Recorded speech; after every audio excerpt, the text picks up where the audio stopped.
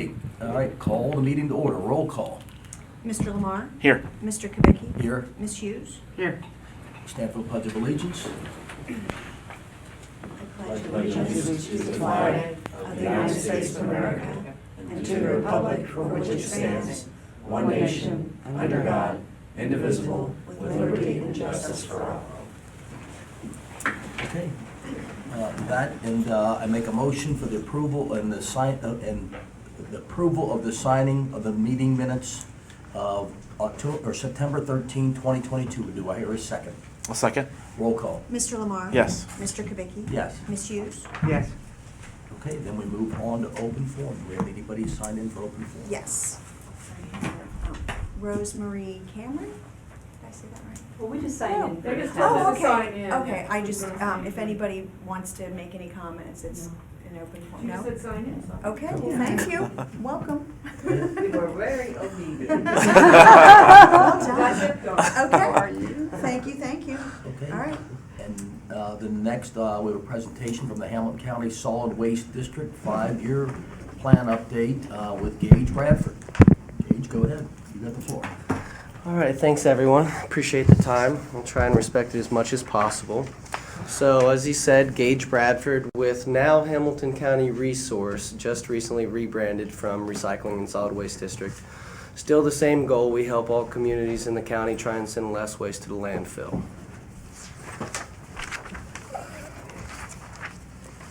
So just a brief recap before we get to the plan. I wanted to just make sure everyone's aware of some of the ways we make change and get less waste to landfills.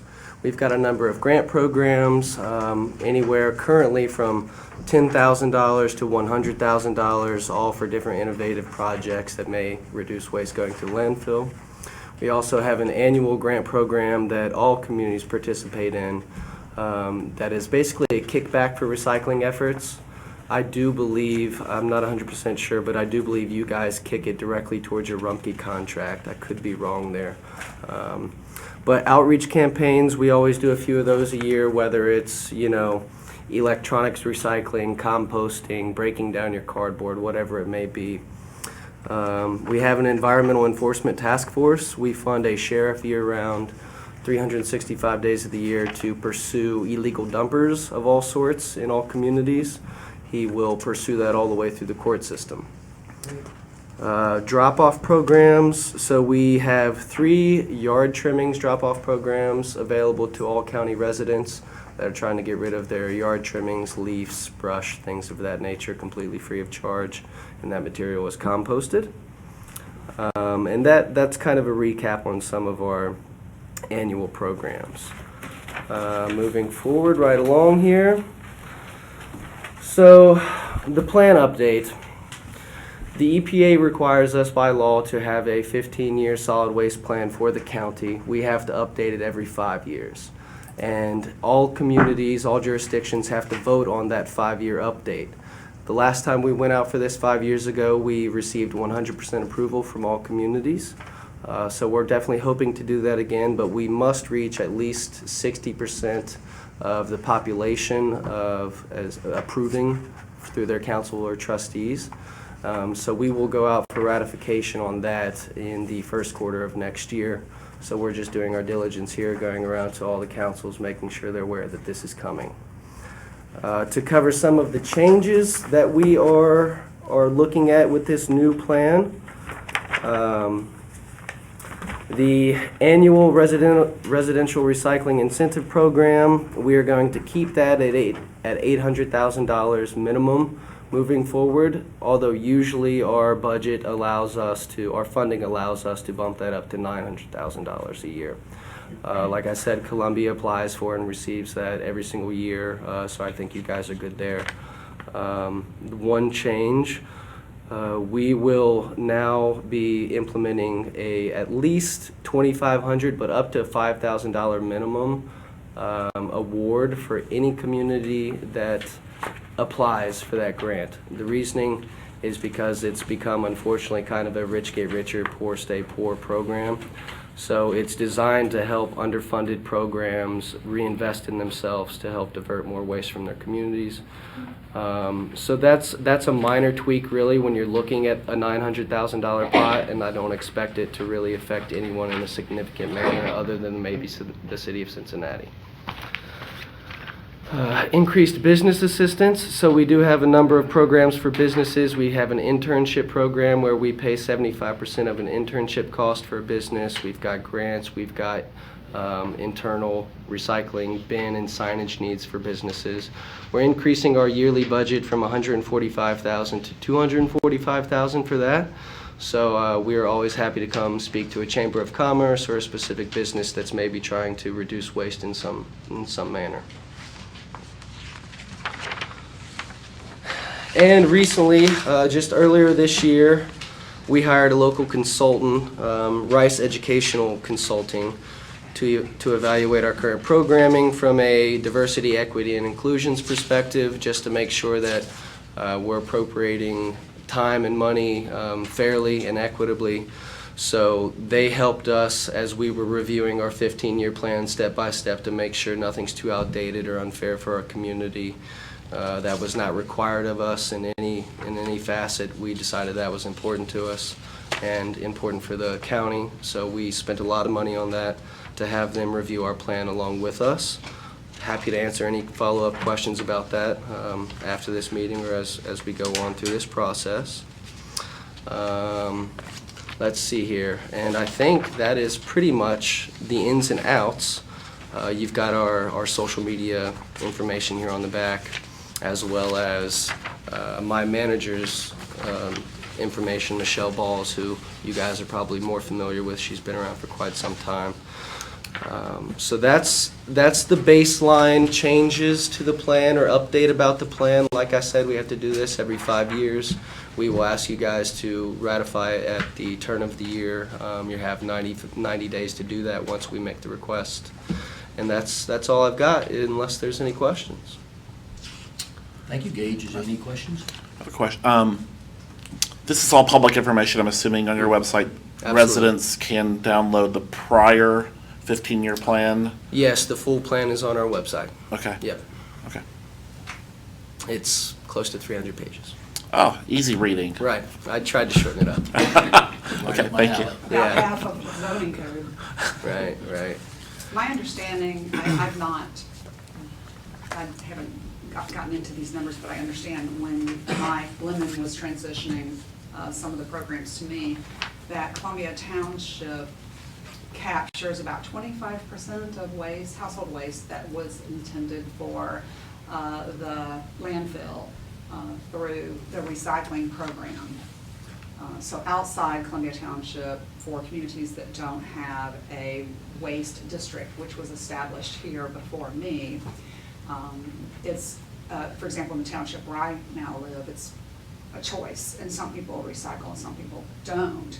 Here we provide that service, provide the carts, and it promotes recycling. And also, I know that Hamilton County has designated drop-off places Yes. for yard waste. We provide, as you're aware, through our waste district, we provide year-round yard waste collection as well as seasonal leaf collection. And all of that goes to our compost for its winter nap, and then returned to residents in the spring. So we are really an active community in terms of recycling. Yeah, the diversion rate, especially amongst townships, is pretty solid here. And I think a lot of it does boil down to you guys being contracted with Rumpke to provide each household with a recycling cart. We make it where they don't have to think. Right. Well, you're seeing, Do it. if you're in a community where you have to, as citizen A, you have to call Rumpke and subscribe to their services, recycling drops off a cliff. So I think that as far as the township goes, you guys are looking pretty solid. I should have brushed up, I've been running around all day. I'm not immediately familiar with tonnages of the leaf and yard trimmings program that you guys have, but that also a huge key because that is measured into your diversion rate, which kicks back into the RI grant money that kicks back to you guys. So just making sure that weight and collection is properly documented and returned to me at the end of the year when I come barking at you guys for the RI grant, that's important. But looking at, if you're wanting to beef up a program like that, we've got grants that have paid for new leaf vacuum equipment or wood chippers or anything like that to maybe amplify the program. And like I said, there's tons of programs for schools and businesses that I don't want to get too far into, but reach out to me anytime or connect me with different parts of the community. Could I ask a question? I'm curious, when you say yard waste, I know we have the leaf and brush, but the yard waste is separate, like the bags that you get at Kroger that you put your grass clippings and that kind of stuff, and those just are going right now into the regular. With Rumpke, Mhm. yes. Okay. So those, is there like an option to have that picked up and put into a separate, like? Well, as far as what the township is willing to provide as picking up, that's none of my ability to change. But we do have locations, 3 different locations in the county that are available to all citizens for drop-offs of yard Okay. trimmings.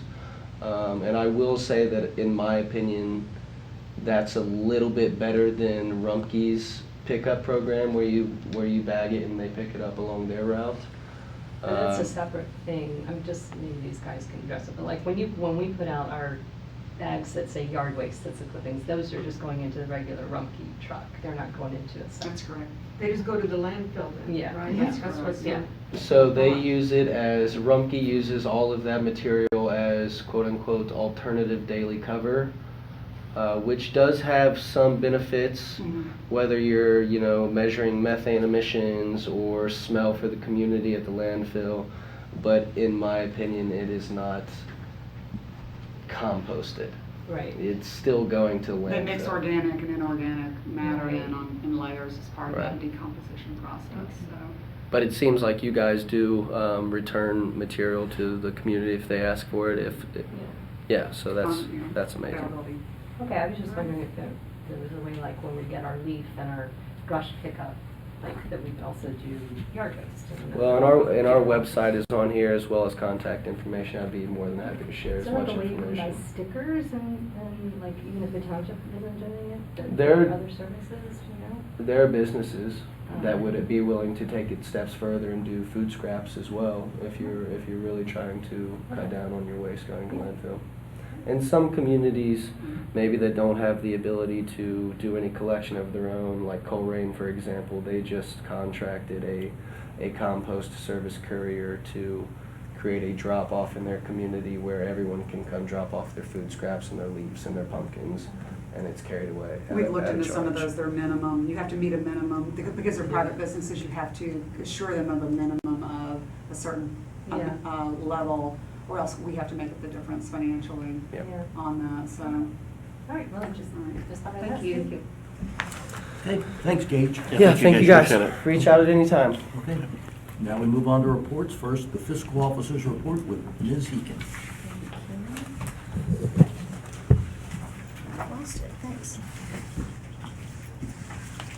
That's September, I'm sorry. Here's October, sorry. So, the general fund ending balance for October is $3,063,760, which is a decrease of 3% from August.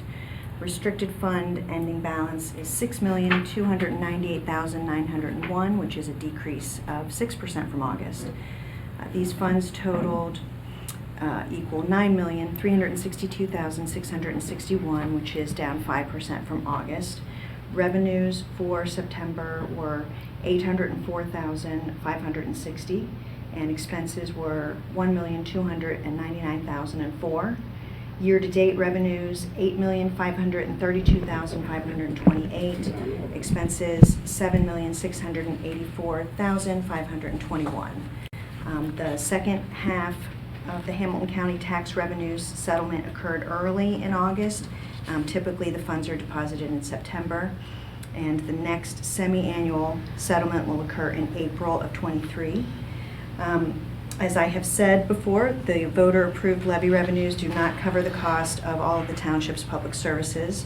Our business revenues cover more than 80% of those public services, and thanks to our success in attracting and supporting businesses, we are able to continue to provide our community with exceptional services at a lower cost. Thank you. Any questions on the report? Okay. That, any questions about the road superintendent report with Mr. Frazier? I just wanted to highlight the second item on Dustin's report, that with the Cambridge Road reconstruction, we were able to create like a neighborhood meet and greet area at the corner, as you turn the corner on from Plainville to Cambridge. With the way the existing sidewalk was, and the sidewalk there could not be extended because there were utility conflicts, and so we just had the contractor make a larger area and put some benches there, and we're getting pots to add to our decorative pots on that area. And so now we have 2 benches there that you can sit, and they slightly face each other, and you can talk. We had them repainted, and it's really a nice area, and soon we'll have some decorative pots there. So it just turned out to be like a little mini pocket park there. That's great. It's always nice to see the community got a place to become engaged. That we move on to the administrator's report with Ms. Taylor. So I have a little bit of a hybrid report last month and this month since I was out. We just had 2 of our major events for the year, both at 50 West. One in August, the All About Joel, Billy Joel concert. And then this past month, the Bengals tailgate, really big success as well, also at 50 West. And so we have completed, 7 events.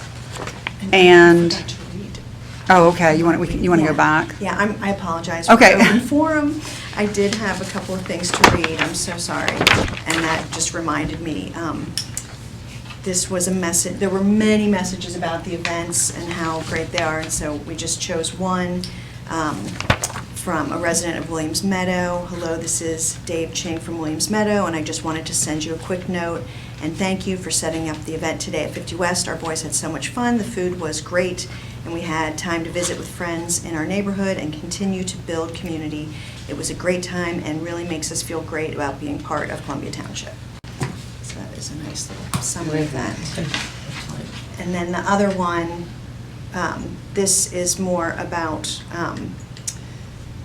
it's more about Melissa. I know she doesn't want me to say her specifically, but Melissa helped some residents, some Walton Creek residents, and I'm sure Kim and Lauren were helpful as well, but they had a kind of a special project. They needed to do some pretty major renovations to a home, and their note will explain that. Dear Melissa, Greg and I received the permits and all clear for our addition, new wall design and septic system this week for our property on Walton Creek Road. What a long road it has been. We want to thank you for your support with a letter and attendance at our zoning hearing. It meant a lot to us personally and made us feel secure as residents of Columbia Township. We look forward to participating in more township events and are excited about the improvements going on in the area.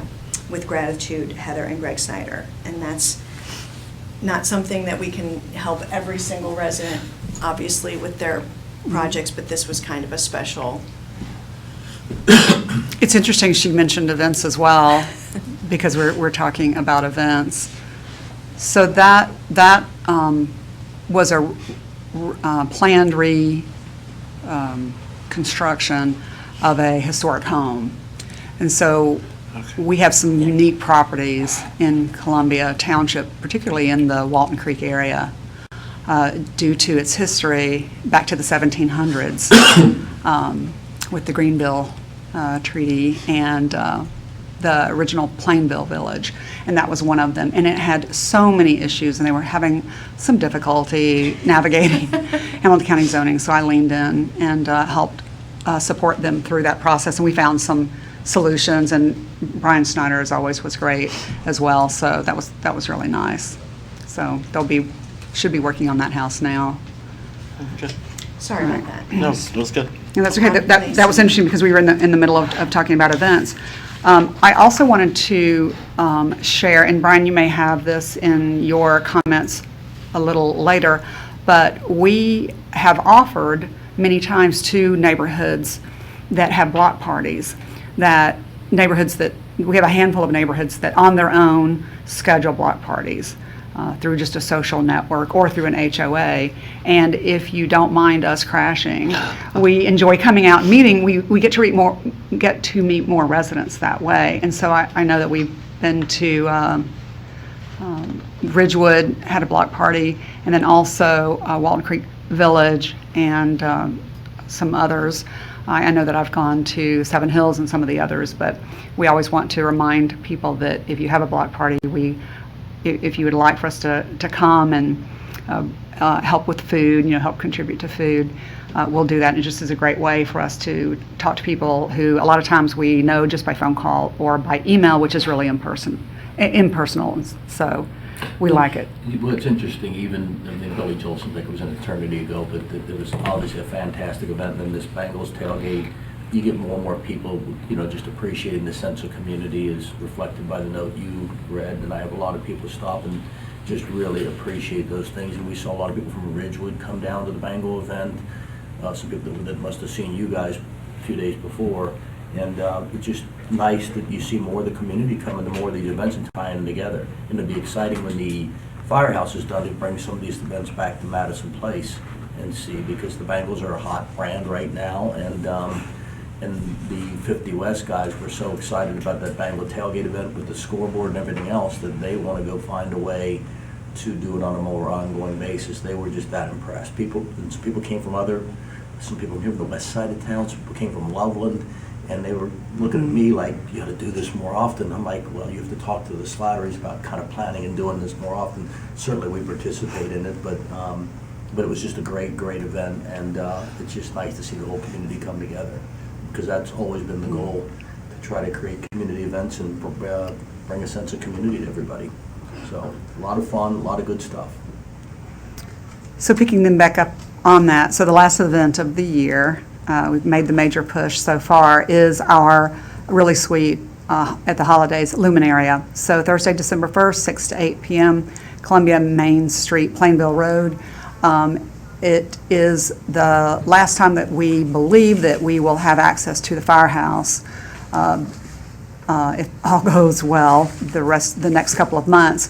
And so we're looking at actually wrapping Luminaria around the corner onto Murray to the firehouse. So it would stretch from Madison Place Coffee down Plainville to Murray, which it always has been, but we would wrap it around Murray to the firehouse. So there would be a series of stops along the way that you can make. So more information on that later.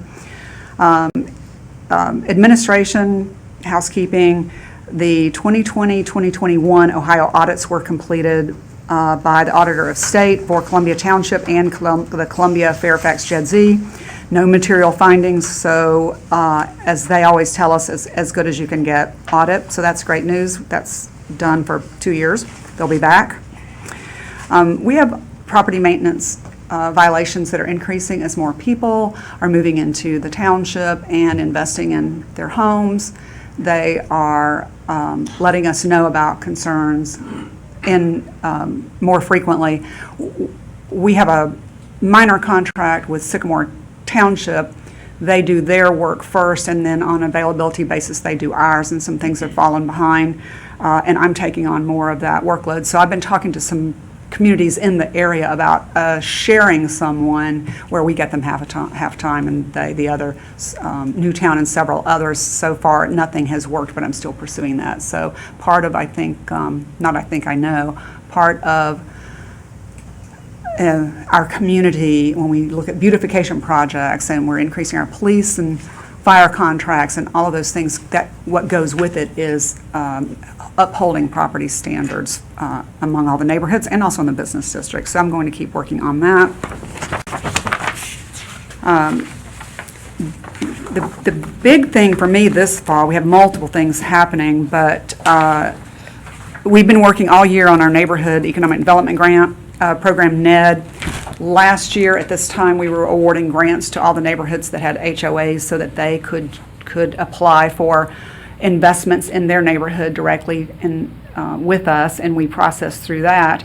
And then early this year, as you know, we contracted with Jerry, an arborist, certified arborist, and many other things that he is, and began working on what ended up being an extremely complex, detailed process to deliver the street tree program for the neighborhoods that voted. And we had contractors tell us when we began reaching out to them, our goal was to, add about 500 new street trees to the township.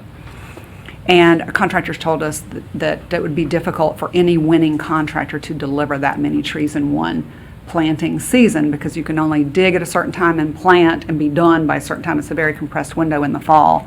So we broke it up over 2 years, and so we have a phase 1 with a certain number of streets and a phase 2. We had mentioned before that we awarded the contract to the winning bidder for the street tree install phase 1 this fall, and in preparation for that, we had a package go out to all of the homes that are in phase 1 and we decided to do it by door hanger. We wanted to make sure that every single person had an opportunity to see what was coming to their neighborhood. So we did a special edition of The Voice, which is in your packet, focusing on Ned, our bulldog theme. Ned has been working hard since you last saw him, and 500 new street trees are coming soon to Columbia Township neighborhoods. And it goes through the plan, the streets, the schedule, and then Jerry additionally included some materials about why trees are beautiful and hardworking. And then each street received its own specific plan for existing trees, new proposed trees, trees that have to be removed by address. And pictures, example pictures, including on the website where you can see, what might be coming to your yard or your neighbor's yard. And we've had a lot of questions, as Jerry and Brian, I know, has gotten a lot of questions as well, as we've been out and about preparing for this program. It was a very technical program where we looked at the suitability of a tree going into a particular location, and whether, first of all, we did, as I've shared before, we did a complete assessment of all the existing street trees in Columbia Township, their health, and any trees that were diseased or damaged were marked for removal and are being removed or have been removed. And then a complete assessment was made with my office, Dustin Frazier, and then also Jerry, about where there would be opportunity to put new street trees. And so everything was taken into account. Overhead utilities below ground. Is the yard flat? Is the yard sloped? How much room is between the road and a sidewalk, if there is a sidewalk? And other conditions like that. If a street has a heavy on-street parking, would the street tree be in the way of car doors opening and things like that? So we had this very long list of conditions that we factored into it, and for every single location for all 500 trees, in addition to the 700 that were assessed for their health, all those variables were marked on an app that I've said before that Jerry created. Very easy. He's out in the field doing this. And so this plan is well thought out, very technical. A lot of effort went into it. And so the contractor will begin this week and has until the first week of December and to begin the installs. And then the contractor will also be out doing tree removal. So the decorative street signs are up, the HOA programs have been done, and this is the first really large change that people will start seeing in neighborhoods. And then next fall, we will do phase 2. Who did the decorative street signs? What streets? Yeah, The streets that voted for them? yes. I should remember those. But just in general, what community? Well, what neighborhoods? Yeah. Was it Williams Meadow? Anything? No, Williams Meadow was HOA. I'm blanking on, we did about 8 streets, and I don't remember because we did it earlier this year. Okay, sorry, just, Um, no big deal. They're beautiful. Okay. That's why I'm Yeah. curious where, that Yeah. I'm seeing. Madison Place voted for street trees, so they will not have the decorative street signs. Can I add something real quick? I should know that. I didn't bring my laptop in, or I would pull Oh, I it have up. it. I mean, I have the list of the I have the list. decorative Not for street decorative signs. I just have for the Okay. trees. You know, I'd like to drive over there too, I don't know. But I hope that people appreciate how much work has gone into this. It's really incredible. And I know it's your neighborhood, Susan, that's in phase one, and my neighborhood, at least partially, is in phase one. Removing a lot of damaged and diseased trees, which is amazing. There's a lot of, unfortunately, really old trees, but they were damaged and diseased. Still being removed, and all remaining trees will get a health report card, and every one of these trees will be assessed every year by the arborist. So Jerry will come by every single year to check on them, which I think is a nice add. And the first streets that will get trees are Susan's neighborhood of Erling and Fredericksburg, and then Madison Place West, which affects a lot of our guests today, all of the streets over there, and Bramble and Buckingham on the east side of Plainville, which is closer to me, and Old Worcester Lane, Ken Oak, Menardi. Those are all in phase one, so it's a ton of trees being planted in the next couple months. So, It's exciting, I know you guys have really worked hard on it. Just a question on the trees, since we're in a drought, are they gonna put the bags in so the Yes. trees will get the water? Yes, Just gonna tell all the bags, gator bags. tell her about Yeah, the bags. because The contractor will water them this fall. Like I said, no detail left untouched. The contractor will hang bags this fall, and then the contractor's responsible for the watering at the planting, and then our crews have a water trailer. And then we'll make sure the first year that in drought conditions that we will be doing that. I So, have a question. What about if you don't want a tree? so. I have an enormous Norwegian spruce out in my front yard. I don't want another tree. I do not want another tree, because that thing, it is more than half of my front yard. My tree. Your tree. Yeah. Right. So you are in, I think, phase, No, One. phase No, she's are you phase phase one. one? So your mail, did you read your mailer yet? I talked to Lauren, And and I then, told her, I do Yes. not want a tree. so we provide that information to Jerry, and then Okay. if there's a conflict with something in the person's yard, he'll then remove that tree from the We're plan. going ahead. If there's a conflict where there's a concern that this tree would interfere with your existing tree, if there's any type of a conflict like that, he'll remove our tree from the street tree plan. Now, my question is, I don't have a choice. They're gonna plant it anyway. No, I No, just, she's saying- no. Well, I know, that's his assessment. But for instance, if I don't want another tree. But you just identified a conflict that is a concern, and so he will remove the street tree that was proposed, if there was one proposed. Okay. He'll remove that from From the our plan. plan. When you said removed, I thought they planted, and then they. No. Let's hope not. No. I thought too. We don't want that. Yeah, and then we actually put in, if anyone has any questions about it, we put Jerry's mobile and his email and everything in here to contact him, and I know that we had like 4 or 5 calls from the whole township, which is really a small amount. And if you I see talked to him, I paint, got to meet him personally, he was going around in the He's a neat neighborhood, and guy. then I called him, and he was great. if you see paint in the yard, the Yes. 3 feet, the little white paint is where the location is. So I would absolutely email or call Jerry, and he'll get back to you. Well, she said that if you've already talked to Lauren, Lauren passes Okay. all those on to Jerry. Yeah. Okay, so switching quickly to designer street signs, the last Ned, what is Ned bringing to your neighborhood? You chose designer street signs, you chose street trees, I just pulled out the old one. So here are the neighborhoods that you requested. Beach Street, Elm Street, Orchard Street, Spring Street, Pear Lane, Hillendale, Wind, and Kanawha. Okay. One sign. They chose designer street signs, and they are in. Okay.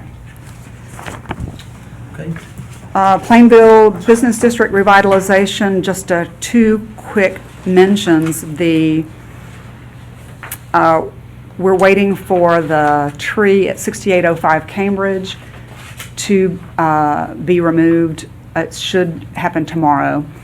As an existing tree that is leaning on that property that is a safety hazard according to Jerry.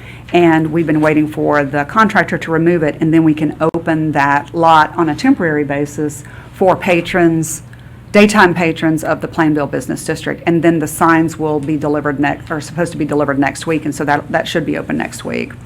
And we'll put that information out to the business district. We did a preliminary email, but we'll let them know just on an interim basis that we can use that parking area. The Madison Place Firehouse I mentioned a little bit earlier. We are so far on track to bid the project by the end of the year. We're in the very detailed plan stage, a lot going on, but that is the current plan.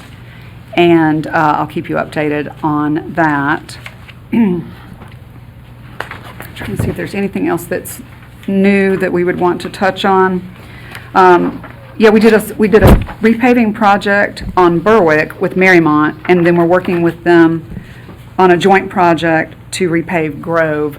So some of the streets that are next up on our priority list involve Marymount, and so we were fortunate that they were open-minded and receptive to having one contractor do the project at once, with our respective communities providing our share of the cost instead of them doing part of the road and us doing part of the road, which is not how that should work. We completed the improvements to both Buckingham Place and Cambridge. Almost $1.3 million, which was a cost savings, as I've said before, because we bundled those two projects. And we are applying again for the next road on the priority plan, which is Cambridge East, which is Plainville to Grove. I mentioned before, we applied. We like to try to keep the road projects moving, have a road project under construction every year. Sometimes we end up having two in one year and none the next year. Cambridge East didn't score well enough for an OPWC grant. So they don't take into account things like broken curb and such.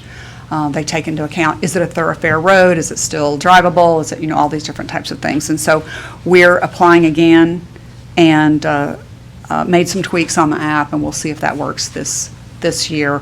We should know by the end of December if that worked. And then we would design it in 2023 and build it in 2024, and then we would have all of the new stormwater kind of specs to build as part of that plan.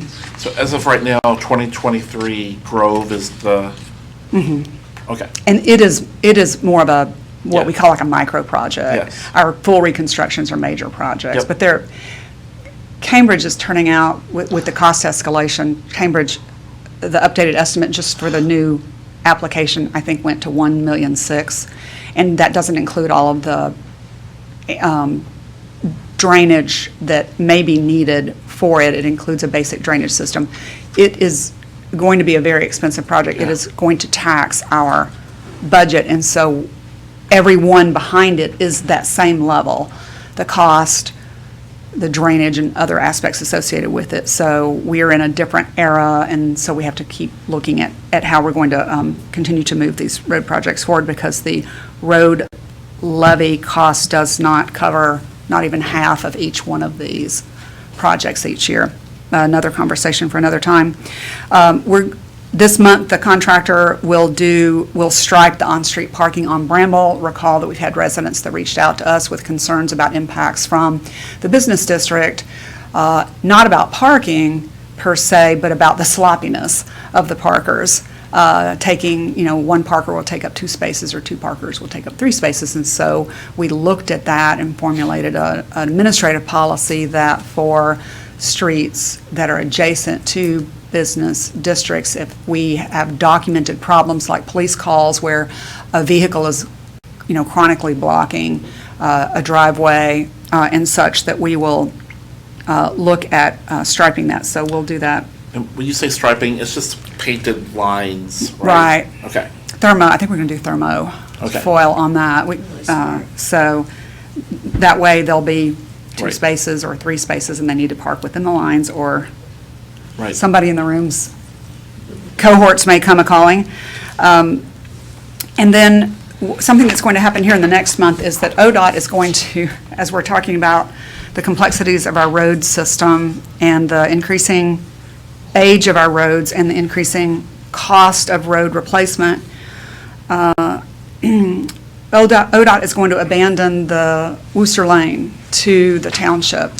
Worcester Lane, that segment of, I think, 7, 8 houses, was originally part of US 50, and when US 50 was rebuilt, it was rebuilt closer to the river, and they no longer need that, and they've been maintaining it to their standards. And so they are, there's a legal abandonment process in the state of Ohio that if the Department of Transportation does not need a road in its inventory asset, that it can abandon it to the next level department down, which in this case is the county. Hamilton County has refused to accept. Hamilton County engineers are refusing to accept Worcester. They said it's not a through road. The county has through roads. And that's fair. It's not a through road unless you consider that you turn on the one drive the length of the road and drive out, which is, so it's going to be abandoned. They are refusing to accept it, or they're going to do like a double closing. They're going to do a double abandonment. It's going to go to them and then will go to us. Anyway, it's a public process, and we've been working very closely with ODOT to make sure that we understand that that they bring the conditions of the road and the right-of-way up to a fair and reasonable standard before they give it to us. We don't have this road programmed in our 10-year plan. We are having difficulty.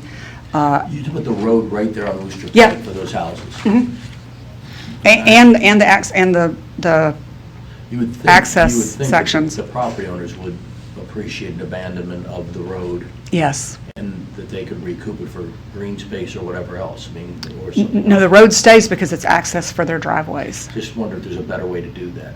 Well, I brought that up with ODOT, that we can have that conversation Yeah, separately, but they come here, yeah, but I brought let's up, talk why about don't we that. abandon the road altogether and just let them bring their driveways directly out onto US 50? Or And they something. said they would not permit that. Well, is there a better way to do what we're doing? That's all I'm asking. I'm not suggesting that the roads come out to Worcester Pike and have them 5 or 6 or 8 curb cuts would work either. Mm-hmm. Or but- 2 to 1, or but 3 to It just seems 1. like that road it just seems like a bit much for what it's serving, given the fact that it's free. That's it, we'll have this It conversation does. another time. They're going to schedule a meeting here with you, me, I'm bringing in JMA and TEC, and then the residents. And we have another call tomorrow. This has been a 2-year process. Let's you and I talk Okay. about this another time. All right? Okay?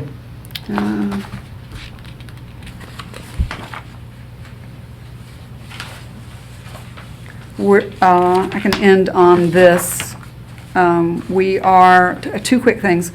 We typically have a number of speed studies going at any given time. The township-wide speed study, traffic calming study, one of the initial recommendations for Phase 1 was increasing the number of radar speed signs, which are the driver feedback signs.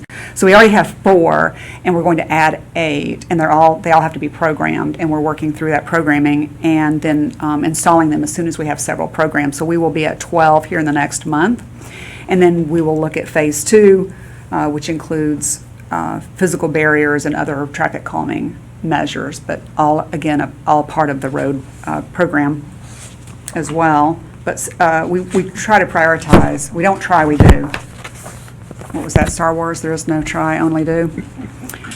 Does everybody pretty much think, and I guess we can invite audience participation, firefighter, does everybody think that those feedback signs, the ones that tell you how fast you're going to do, we think they will do some good? Yes.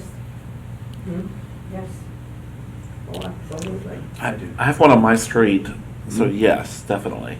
And it's a school zone through there also, which is probably why it was put there in the first place. I think people slow down because it does, it escalates, like it'll be faster if you're over the speed limit, and that's shocking. I've driven that road a million times and it still I affects think me. it's a clear indication that you can't, there's no debating whether you were going too fast. I mean, it's up there, so. Yeah, it's an active sign, that's why I call it driver feedback sign, and Yeah. you get the driver's attention, you're more likely to get there, to change their behavior. The passive signs, the flat signs don't.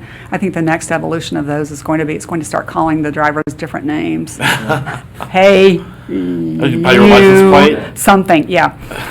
There will be some type of in the smart vehicle era where it will read and know your name. Hey, you, You're Joe, in danger. get off your phone. Yeah. Those that want to be in compliance, I believe those that truly want to be in compliance with the law, I think it's a good reminder for them, especially in the residential neighborhoods, because, you know, we all drive faster in our own neighborhoods, believe it or not, than you think you do. And many times you're just rushing to get to work, take your children to school, whatever it is. And a reminder that you're driving too fast in the neighborhood for your neighborhood.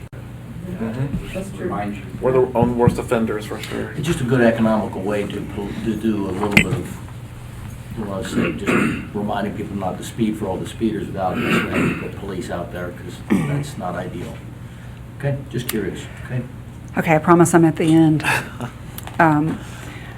Thanks to Trustee Susan Hughes, this fall, for the first time ever, we have planted township-wide in our gateways and our planters big Mac Daddy mums.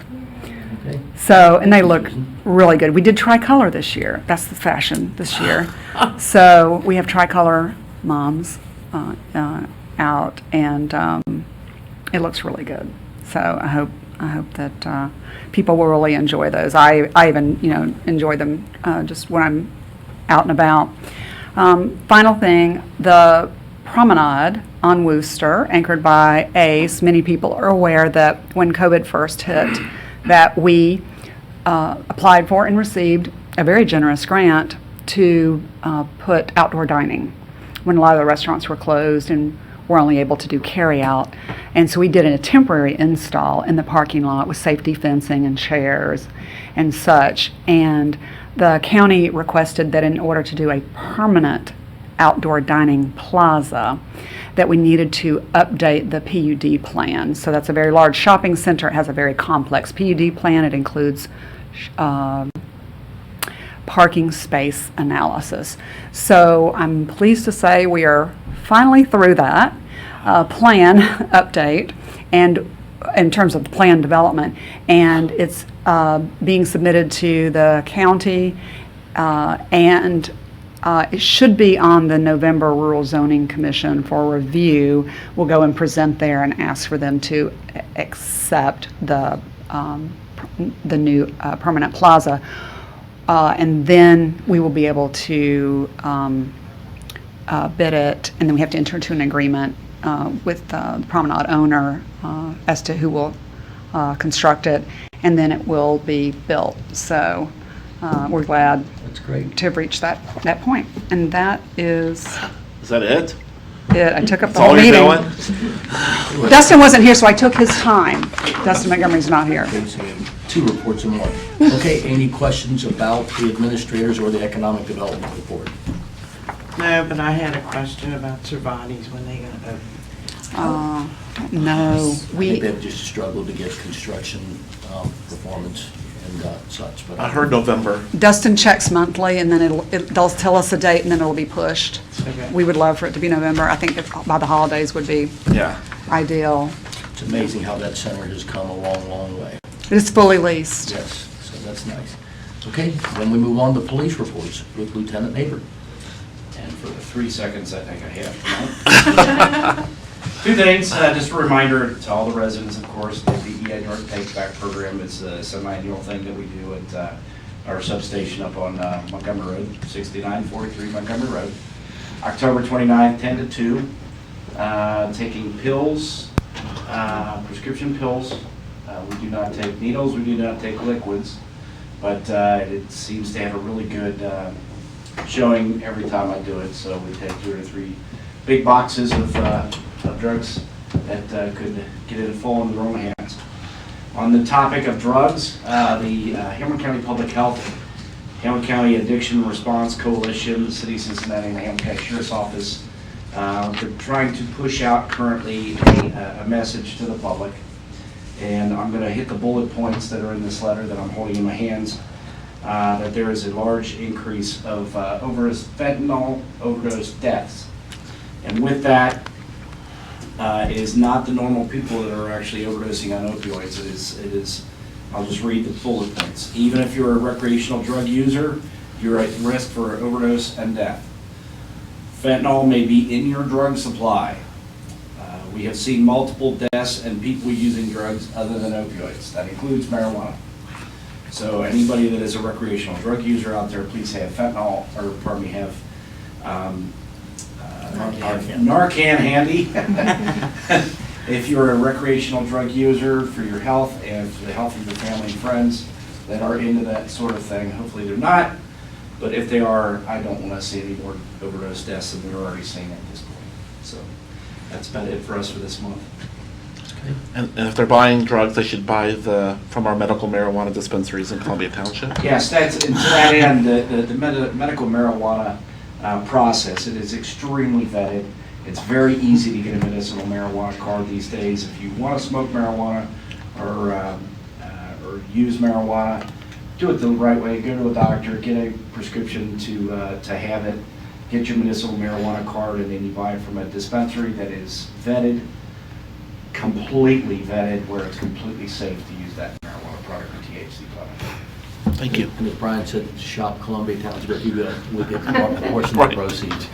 Okay, that, we move on to the Little Miami Joint Fire and Rescue and the Deer Park Silverton Fire District reports. I'm gonna let Mr. Lamar chair that and take it wherever you want. As always, I appreciate both chiefs' attendance at all of our meetings and being such a visible part of the community.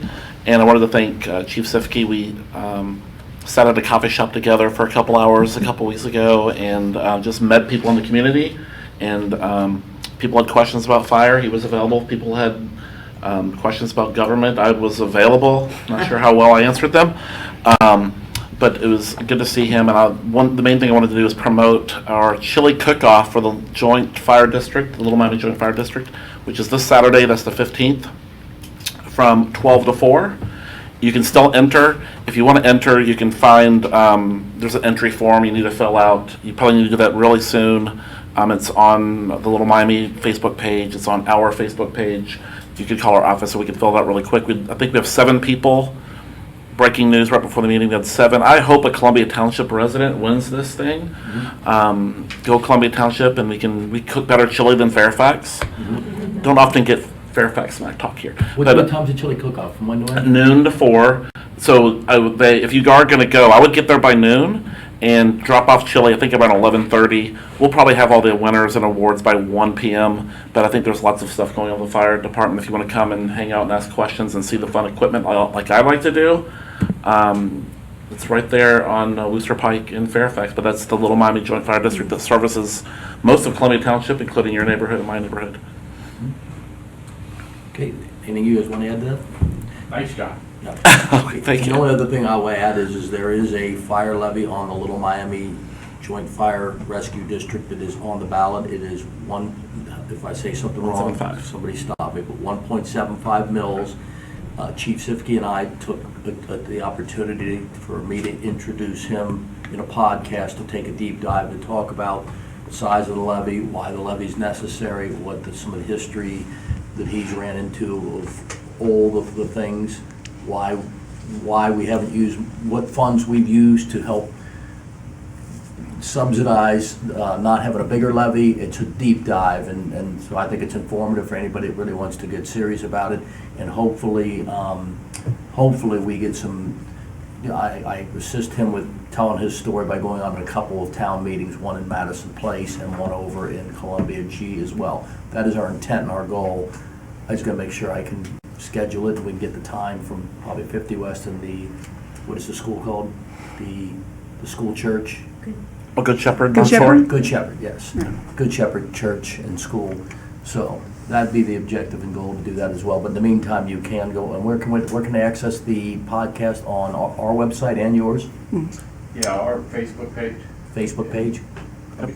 Little Miami Fire District and the Columbia Township Facebook page. So for those that are interested, It's a deep dive. For those that aren't interested, you're probably not going to be interested. It's not that, but, so it's out there. Can I add one more thing? You go ahead. It was, if you remember, a couple weeks ago, there was a fake school shooting at Princeton High School.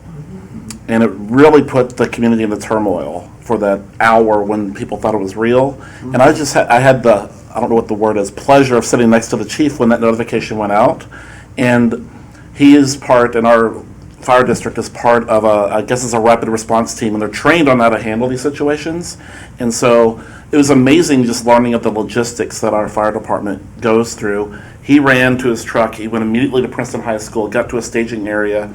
I think other people from our fire station did the same separately. And then there's backups that are being put in place to make sure that the county and our community is covered in case there's a fire or some sort of other emergency. The logistics around that is just fascinating to me. And so I want to commend the chief and our entire team and our entire district for, it's just amazing that, it's sad that we have to go through that training. I know they train other people, other departments on how to handle those situations as well. So I wanted to point that out. I was also there, and it was quite the sight. Yeah. It was quite the sight to see hundreds of firefighters and hundreds of police officers all converging on Princeton High School. In fact, if you recall, last month or 2 months ago, I told you that I was working with the schools. Mm-hmm. Same thing. It's all part of that planning process that we work with the fire departments and the sheriff's department and other police departments in the area. We're in good hands. Yes, thank you. Okay, that we go on to trustees' reports. Do we have any report? Ms. Hughes? I don't have a report, but I just wanted to say hats off to Mel for writing away for our NED grant. Oh, thank you. The grants that we got, I just love that.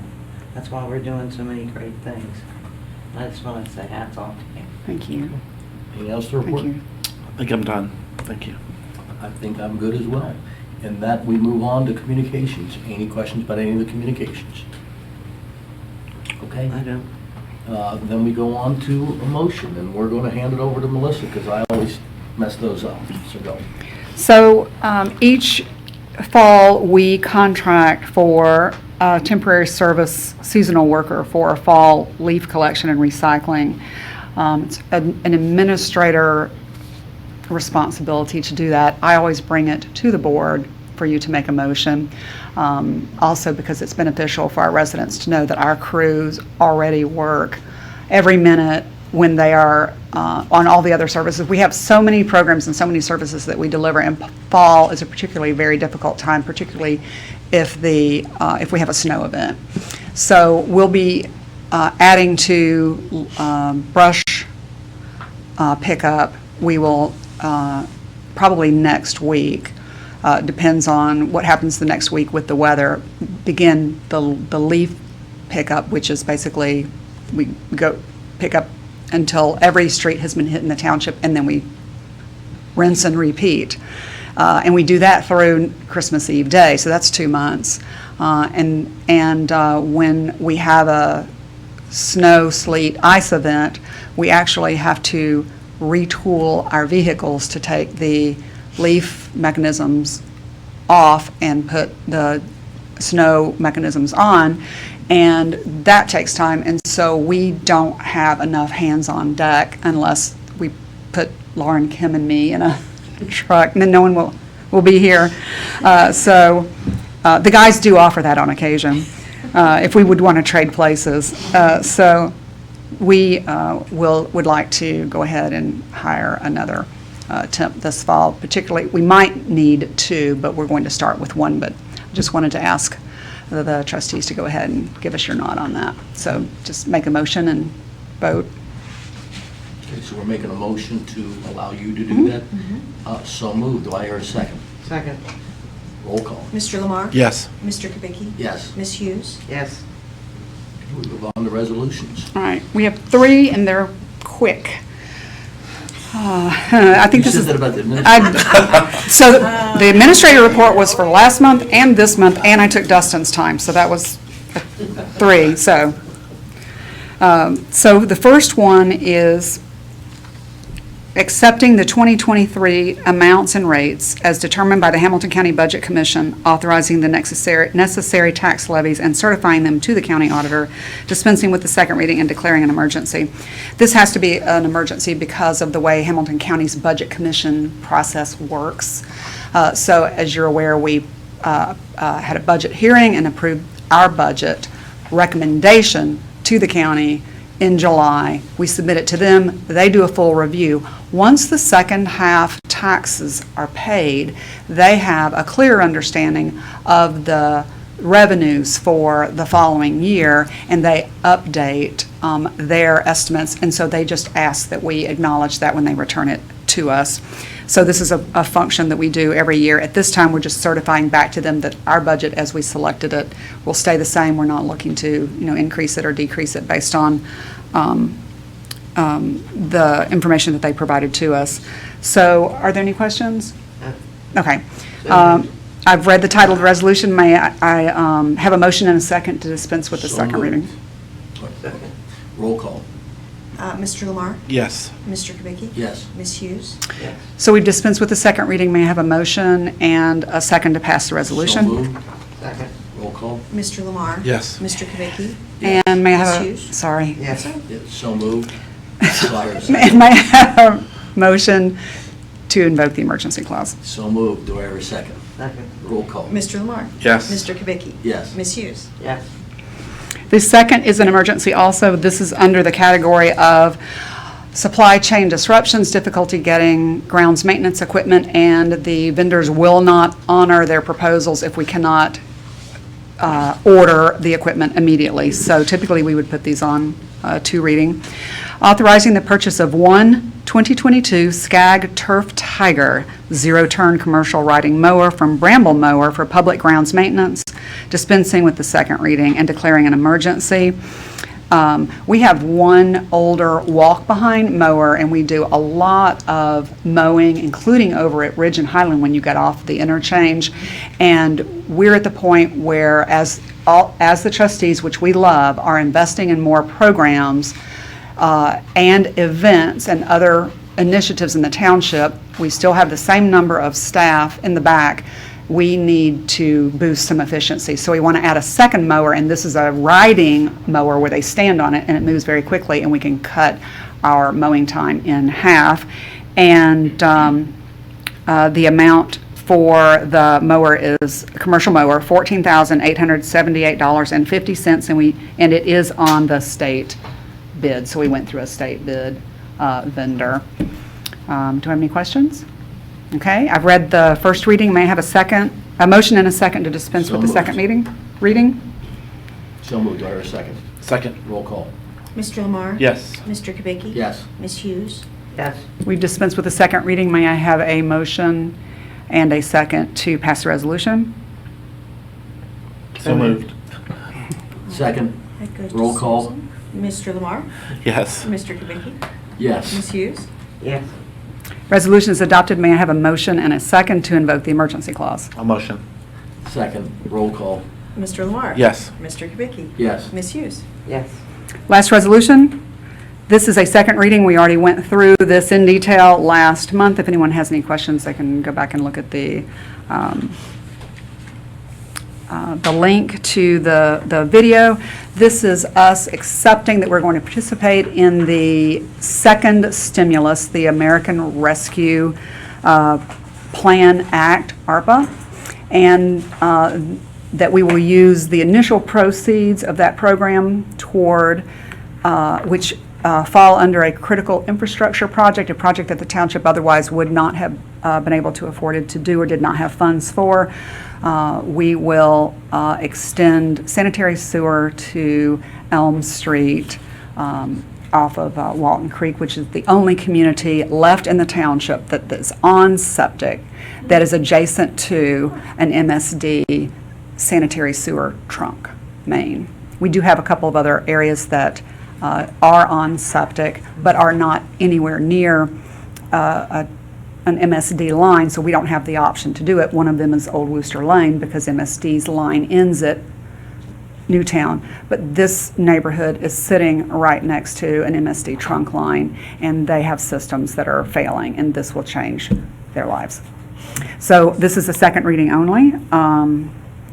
We don't typically do these. I've read the title of the resolution. I did not. Adopting American Rescue Plan Act funds, the standard allowance for revenue loss, and authorizing the expenditure and dispensing with the second reading. Again, this is just agreeing to participate in the program. This is not an authorization to spend funds for the sanitary sewer project. I should receive in a couple of weeks the final design with the estimate, and then we will bid that, and then we will come to you for permission for that. So this is just agreeing to participate in the ARPA program. So this is a second reading. If there are no questions, may I have a motion and a second to pass the resolution? So moved.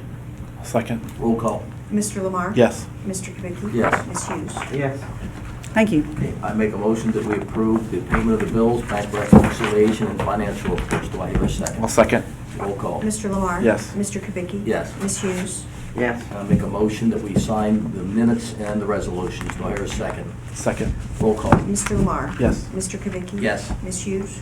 Yes. And I make a motion, we adjourn. Do I hear a second? I'll second. Roll call. Mr. Lamar? Yes. Mr. Kubicki? Yes. Ms. Hughes? Yes. Thank you. Thank you all for coming. This is off the record anyway. I live on. No, it's on the record.